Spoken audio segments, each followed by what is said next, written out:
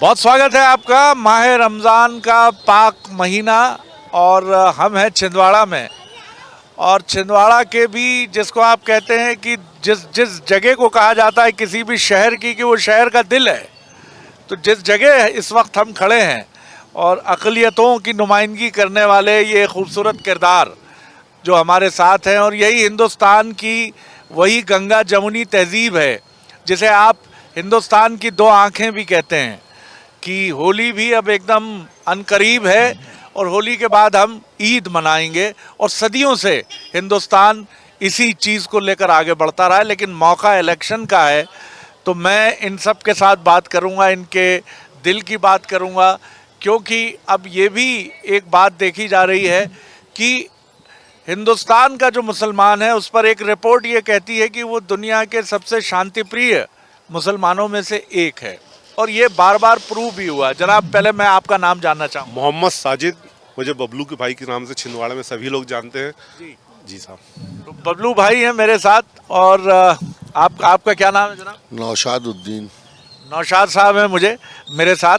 सबसे पहले बबलू भाई मुझे ये बताएं कि पास ही मस्जिद है, मैं देख रहा था कि इस वक्त रात का वक्त है, लोग तराबी कहते हैं उसको। तराबी जो होती है जी, एक विशेष नमाज होती है जो रमजान शरीफ में तराबी के नाम से जो होती है, जो 1 महीना कंटिन्यू चलती है। इसमें पूरा कुरान मुकम्मल किया जाता है। पूरा कुरान मुकम्मल। जी हाँ।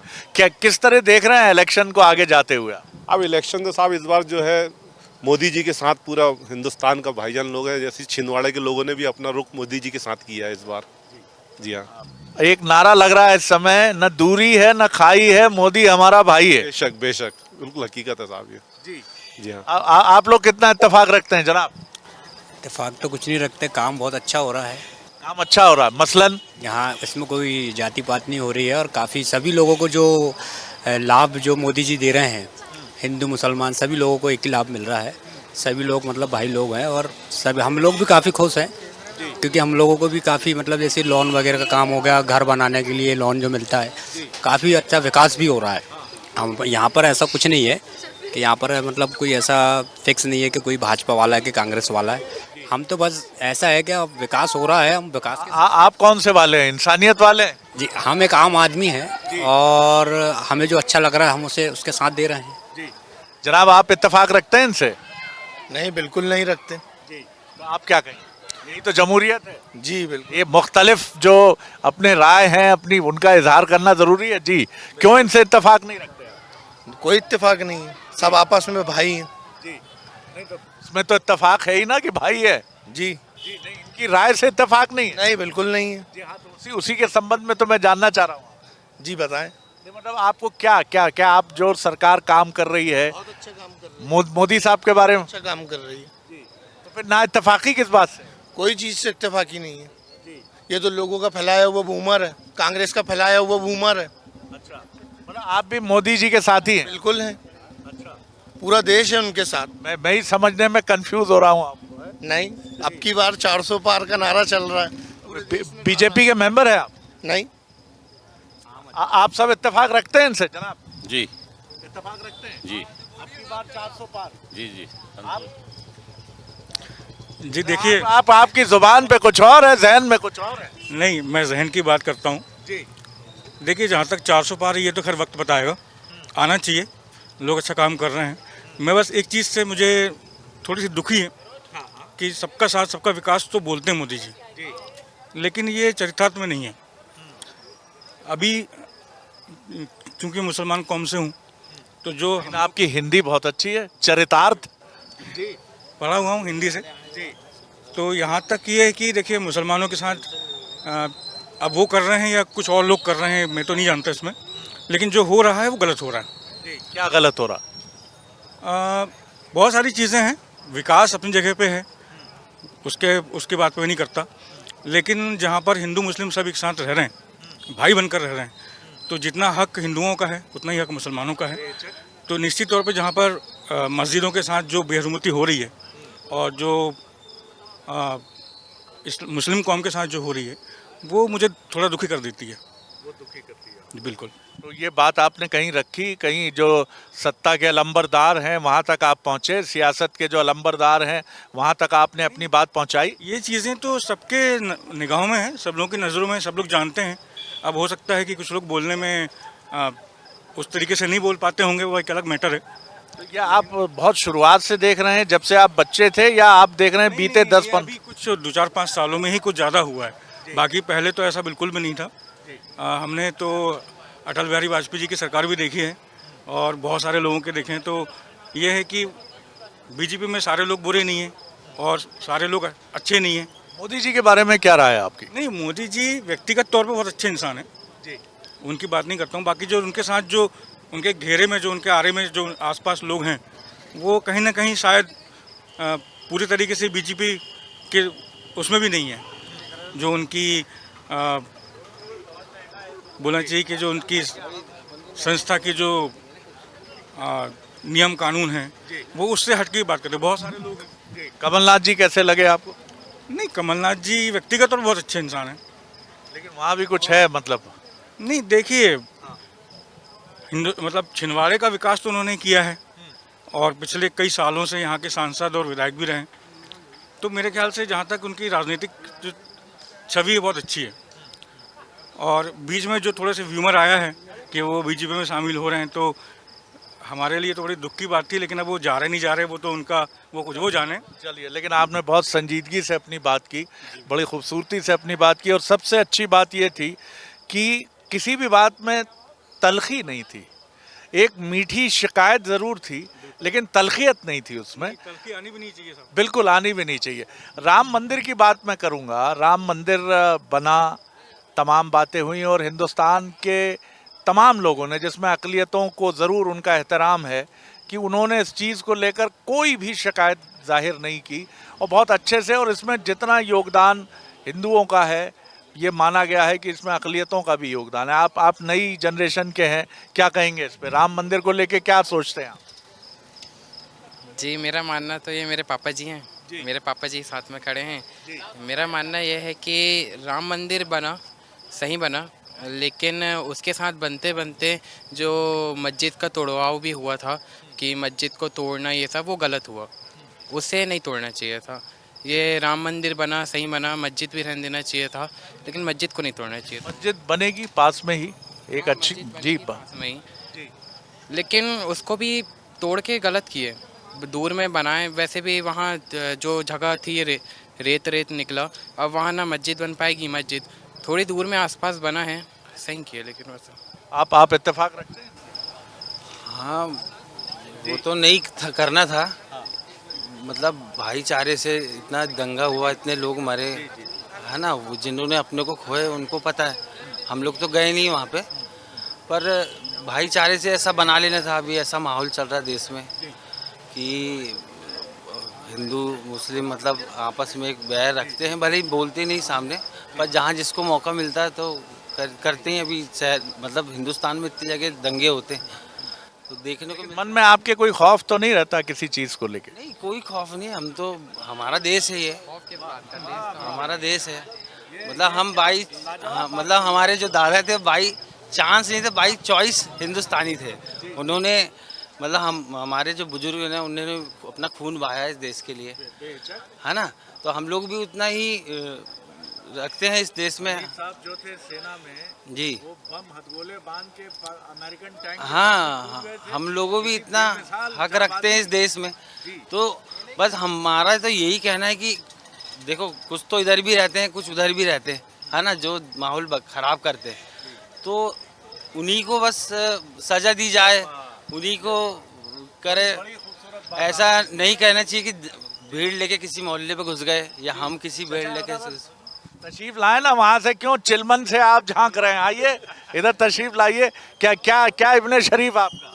जी, राम का हो या रहीम का हो, बात वही है। इसमें तो साहब क्या बात है, बड़ी खूबसूरत बात कही है। नहीं मतलब ये पूरी दिल से है ना, 100%। 100%। नहीं कि लोग खड़े हुए हैं तो आपने कहा कि ताली पिटवा लूं। नहीं, ऐसा तो नहीं है ना। फिर भी कोई इब्ने शरीफ तो बताएं। नहीं, इसके बारे में कुछ जानकारी। आपका नाम अरे नाम हाँ, पूछ रहा हूँ। इजराइल। अच्छा, इजराइल है आप जी। ये बताइए चचा मुझे कि किस तरह से देखते हैं मुल्क में अमन चैन, मोदी साहब की सरकार, और अब तो ये नारा चल रहा है कि ना दूरी है ना खाई है, मोदी हमारा भाई, अक़लियतों की तरफ से यानी अल्पसंख्यकों की तरफ से, मुसलमानों की तरफ से ये बात कही जा रही है। जी अब मेरे को इसके बारे में तो मालूम नहीं है, लेकिन जो भी है वो गलत है। मोदी जो भी है सब बर्बादी का नक्शा है जी, बर्बादी का नक्शा है ये। अच्छा, मोदी जी से आप खुश नहीं हैं जी? वजह वजह बताइए।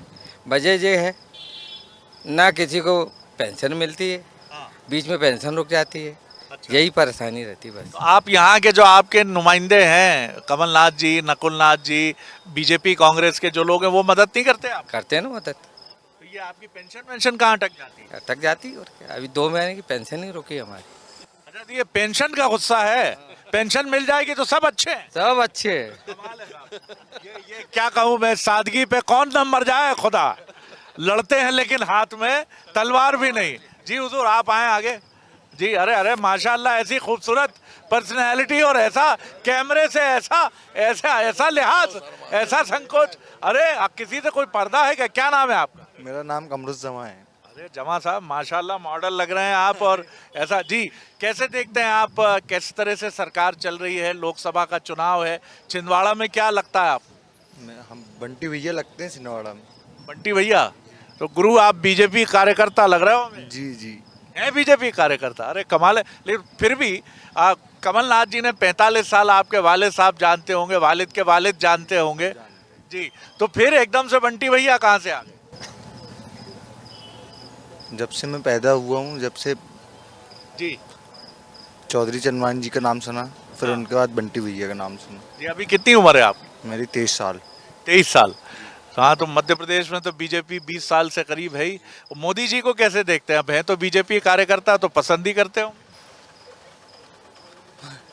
इस पे शर्मा गए आप। चलिए आप बताइए, आप किस तरह देखते हैं प्रधानमंत्री नरेंद्र मोदी जी? बहुत अच्छे से, अच्छे बहुत से।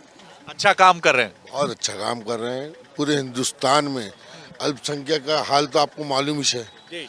और आज जितनी योजनाएं चल रही हैं उसका सारा लाभ अल्पसंख्यक समाज बहुत भरपूर तरीके से ले रहा है।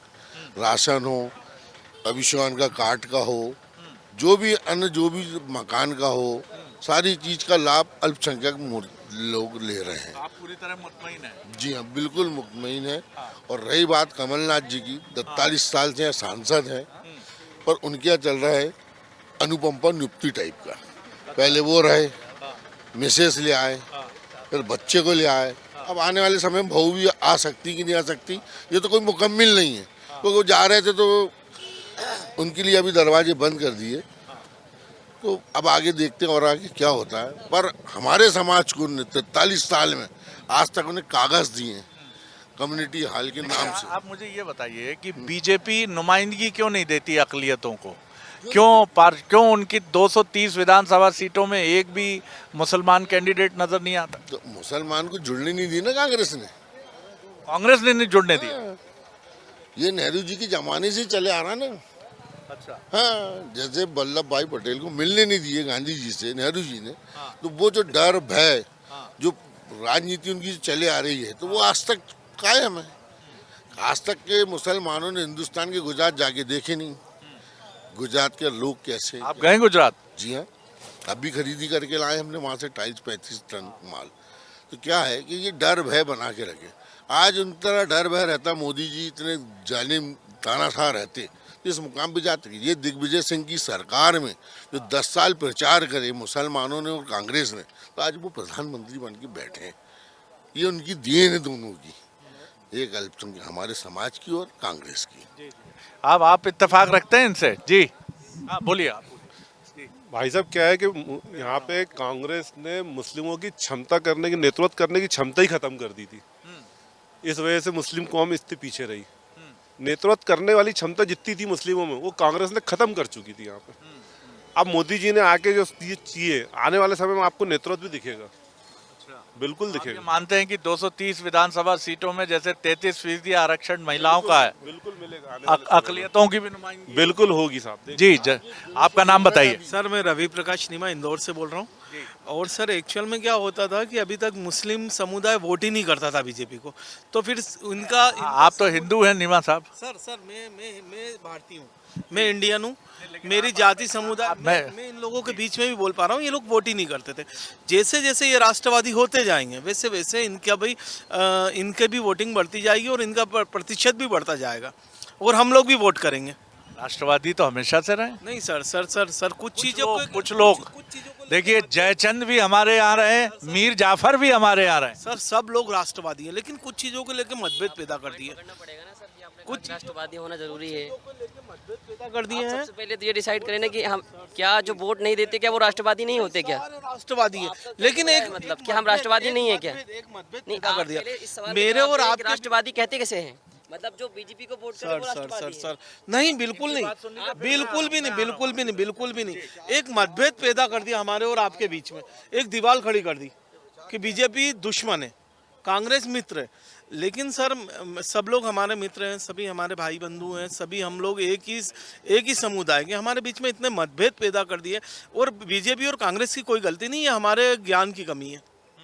हमारा देश, हम सब राष्ट्रपुत्र हैं। आप ऐसा मानते हैं कि हिंदुओं में भी ऐसे लोग हैं जो कहीं ना कहीं कुछ ऐसी कम अकली रखते हैं? जी 100% सत्य है सर, और ऐसे लोगों को शायद जवाब है। ऐसे लोगों को बिल्कुल तुरंत दंड दे देना चाहिए। वाह नीमा साहब, बहुत बहुत खूबसूरत बात कही। तुरंत दंड देना चाहिए ऐसे लोगों को, क्योंकि इनमें और मुझ में कोई अंतर नहीं, इनके बालों में, इनके खून में, इनकी रक्त पेशिकाओं में कुछ भी डिफरेंस नहीं है सर। मैं इन सब लोगों के बीच में बोल रहा हूँ कि मैं आज इतनी बढ़िया जगह पे रुका हुआ हूँ, मुझे बहुत अच्छा लग रहा है कि मैं इन लोगों के बीच में रुका हुआ हूँ। रमजान का पवित्र माह चल रहा है। क्या बात है नीमा साहब, वाह तो मुझे वाह बहुत वाह, अच्छा लग रहा है, वाह। इन लोगों के साथ सुबह सेरी जी। करूंगा। मैं एक बात बोल रहा हूँ सर, आपने नेतृत्व की बात किए थे। अब हमारे बीच में सैयद जाफर साहब, शहवाल खान साहब जी हमारे कुनबे में आ चुके हैं, अब बीजेपी कुनबे में आ गए हैं वो। अब आपको नेतृत्व भी मिलेगा। आप जाफर साहब के पहले से हैं इस कुनबे में? जी हाँ साहब। शाहवाल साहब के पहले से हैं? जी हाँ साहब। तो आप ही लेके आए लगता है। नहीं साहब, उनकी समझदारी थी, उन्होंने अब आने की हिम्मत की, अब आ गए हैं, लेकिन अब उनको नेतृत्व भी मिलेगा। लेकिन लोग तो कहते हैं कुछ इरादे ऐसे थे कि कुछ ये भी मिल रहा है, कुछ वो भी मिल रहा है। ये सब फालतू बातें, सब फालतू बातें। हम पैसे में नहीं बिकती साहब।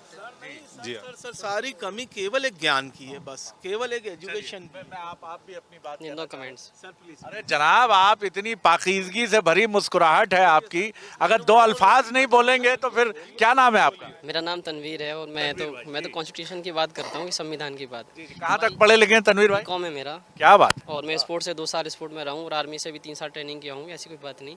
मगर मैं ये कहना चाह रहा था कि अब सर ने ये सवाल कर दिया था, जैसे आपने वो पॉइंट पकड़ा था, मैं पीछे ये सुन रहा था, तो मैं तो ये कहना चाहता हूँ कि जब देश 2 लोगों ने मिलकर, यानी कि तमाम समाजों ने मिलकर इस देश को आज़ाद कराया है और इसमें सबका खून शामिल इस मिट्टी में और इसमें सबकी कुर्बानियाँ मौजूद हैं। अब सवाल ये है कि हमसे फिर समानता की बात अगर होती है भाई कि भाई सब धर्मों को समानता का अधिकार है, तो फिर जैसे अभी इंद्रलोक में जो घटना हुई दिल्ली में, मैं आपसे वही सवाल करना चाहता हूँ, क्या हम मुसलमानों को नमाज़ पढ़ने का अधिकार नहीं? मिसाल के तौर पे जुमे के दिन काफ़ी भीड़ होती है, रश होता है मस्जिदों के अंदर, ऐसे लोग भी नमाज़ पढ़ने के लिए आते हैं जो मतलब हफ्ते भर फ्री नहीं होते और जुमे के दिन टाइम निकाल के नमाज़ पढ़ने आते हैं।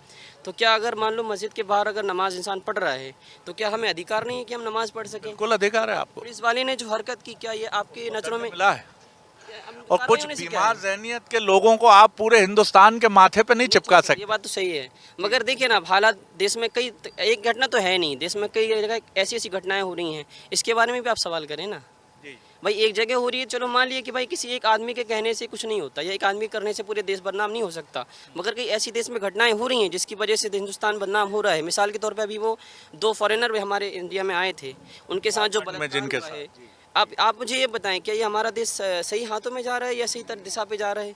देश क्या लेकिन इसके लिए आप क्या इंसानों की जहनियत को ज़्यादा बीमार मानते हैं? की बात करता हूँ। सबसे पहले आप देखें कि अगर इंसान को अगर पढ़ाया जाए, हर बच्चे को, अब क्या है कि मोबाइल के दौर चल रहा है। बड़ी खूबसूरत आपने बात की। मैं फिर याद दिलाना चाहूँगा जो बात मैं बबलू भाई से कह रहा था कि आरिफ बेग एक बीजेपी के लीडर रहे, केंद्रीय मंत्री रहे, वो कहते थे मुसलमानों को 3 ता की ज़रूरत है, तालीम, तंजीम यानी संगठित होने की, एक साथ रहने की, और तीसरी सबसे महत्वपूर्ण चीज़ वो कहते थे तराजू इसलिए कहते थे, मैं उनसे पूछता था तराजू क्यों, तो कहते थे जो बिजनेस करता है शरद भाई उसको गुस्सा नहीं आता।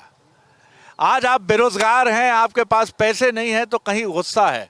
जैसे भाई साहब के चेहरे पे मैं कुछ सवाल देख रहा हूँ, आइए। नहीं नहीं, अरे आप नहीं बोलेंगे तो फिर कैसे बोलेंगे लोग? बोलने के लिए कुछ नहीं है आपके पास। जी जी जी जी, जनाब जनाब जनाब, क्या नाम है आपका? अजहर खान। अजहर भाई जी, बात हम यही कर रहे थे कि किस तरह से छिंदवाड़ा की राजनीति सियासत आगे बढ़ रही है। लोग दावा कर रहे हैं और अक़लियतों की नुमाइंदगी करने वाले बबलू भाई और कुछ और लोगों ने भी कहा, बीजेपी के कार्यकर्ता भी हैं, वो ये कह रहे हैं कि अब हो गया कांग्रेस का यहाँ से पुलिंदा बन गया, अब तो बंटी भाई हैं। आप क्या इत्तेफाक रखते हैं? बिल्कुल इत्तेफाक है। क्यों? बिल्कुल साफ बात यह है कि काफ़ी लंबे समय से, काफ़ी पुराने वक्त से जो देखते हुए चले आ रहे हैं हम लोग भी, और जो इन लोगों ने भी बोले, जो हमारे साथी यहाँ खड़े हैं, इन लोगों की बात से इत्तेफाक है कि जो कहना चाहिए कि इंदौर जैसे शहर में, आज ही मैं वहाँ कार्यकर्ता सम्मेलन में था, माननीय मतलब विजय वर्गीय जी के, उन्होंने क्या शानदार बना के रखा है अपने शहर को। आपका छिंदवाड़ा भी चर्चा में रहता है साहब। चर्चा में है, तो उन्होंने आज एक बहुत अच्छी बात कही बंटी भाई के बारे में। आप इनको लाइए, इनको यहाँ का सांसद बनाइए, मैं शहर को बिल्कुल एकदम स्वच्छ साफ सुथरा कर दूंगा और बहुत ज़्यादा विकास यहाँ पे मैं देखना चाहता हूँ। तो मैं भी इत्तेफाक रखता हूँ सभी भाइयों से, ये अच्छी बात है। परिवर्तन होना चाहिए और परिवर्तन प्रकृति का नियम है साहब, ये भी आप इस बात से इनकार नहीं करेंगे शरद भाई। जनाब आप कुछ जोड़ना चाहेंगे इसमें? किस तरह से सरकार आगे बढ़ रही है, मध्य प्रदेश की हो, केंद्र की हो, मोदी साहब की, डॉक्टर मोहन यादव साहब की? जी जी, क्या नाम है आपका? अफशान खान। जी खान साहब बताएं। हम बंटी भैया को आने वाले केंद्र में मंत्री देख रहे हैं। अभी जब एंट्री मारी गुरु आपने, तो मैं क्या सवाल पूछ रहा हूँ, बंटी भैया को ले बात समझ गया मैं। जी। अभी नकुलनाथ जी, कमलनाथ जी भी भाजपा में जाने वाले थे, तो ये हमको दिख रहा है ना, आम जनता को, लेकिन उनकी एंट्री नहीं हुई है। तो बंटी भैया से ये भी कहेंगे कि 230 में एक खान साहब को तो दिलाओ टिकट। नहीं नहीं, हम उनके साथ खड़े हुए हैं ना। कभी टिकट नहीं चाहोगे आप नहीं चाहोगे, कोई और बिरादर चाहेगा फिर? नहीं, मिलेगी, भविष्य में आएगी। अब आएगी साहब, बिल्कुल आएगी। आएंगी सर जी, आप भी आएंगे, हम भी आएंगे। ये मत समझिए कि नहीं साहब हम तो पीछे ही खड़े रहेंगे, आप भी बराबरी के हक से खड़े हैं। कंधे से कंधा मिला के खड़े रहेंगे, ये हमारे बड़े भाई है। भाजपा से पूर्व पार्षद जी जी, ऐसा नहीं है। ये आप अभी देख लो ना, ये दरस्त महीने भर पहले का है। नकुलनाथ कमलनाथ यहाँ रहने के बाद कोई स्टेटमेंट नहीं न आए, ये पूरे मुसलमानों की दुकानों की दरस्त करे। साल भर का त्यौहार सामने खड़ा है, कल पूरा हवा धूम में सब उड़ गए, सबकी दुकानें। जी बहुत शुक्रिया आप सभी का। लेकिन ये छिंदवाड़ा की सरजमीन में जहां मैं इन अक़लियतों की नुमाइंदगी करने वाले इन खूबसूरत जहनीत के लोगों से रूबरू हुआ हूं, तो ना इनकी मुट्ठियां भिंची हुई हैं, ना आंखों में गुस्सा है, सवाल हैं। जैसे अनवर साहब कहाँ गए? हाँ जी, अनवर साहब थे, उन्होंने कुछ सवालात खड़े किए, लेकिन उनमें भी गुस्सा नहीं था। जो घटनाएं हुई हैं उनको लेकर बेचैनी थी थोड़ी और तकलीफ़ थी, और उनका कहना था। और सबसे महत्वपूर्ण बात है, जो बात अनवर साहब ने भी उठाई, कि हिंदुस्तान का मुसलमान भी पूरा राष्ट्रवादी मुसलमान है। वो अपने मुल्क से, अपनी मुल्क की मिट्टी से, अपने मुल्क के लोगों से उतना ही बेइंतहा प्यार करता है जितना कि इस सरजमीन पर रहने वाला हिंदू, ईसाई, जैन, सिख, पारसी तमाम लोग करते हैं। और यहाँ की हवा, यहाँ की ज़रूरतें और यहाँ के वो सारे बुनियादी हक जो तमाम लोगों को मैसर हैं, वो अक़लियतों को भी मैसर हैं। लेकिन उनकी ये भी उम्मीद है कि ये चीज़ें और बढ़नी चाहिए, चाहे बात सियासत में उनकी नुमाइंदगी की हो, या फिर उनके बुनियादी सिद्धांतों की बात हो, या फिर उनके रिलीजियस मैटर से जुड़े हुए कुछ मसले हों। एक अलग बात जो हमने ज़रूर सुनी, आप कह सकते हैं कि ये बीजेपी फैंस हो सकते हैं, बिल्कुल हो सकते हैं, लेकिन यहाँ बयार बदली है छिंदवाड़ा में, जहाँ इस वक्त मैं खड़ा हूँ, और ये माना जा रहा है कि ये बदली हुई बयार कुछ उलट पलट भी कर सकती है। इसके लिए तो 4 जून का इंतज़ार आपको और हमको करना होगा। कैमरामैन आशीष के साथ शरद द्विवेदी, छिंदवाड़ा के हार्ट प्लेस राज टाकीज़ के ग्राउंड से।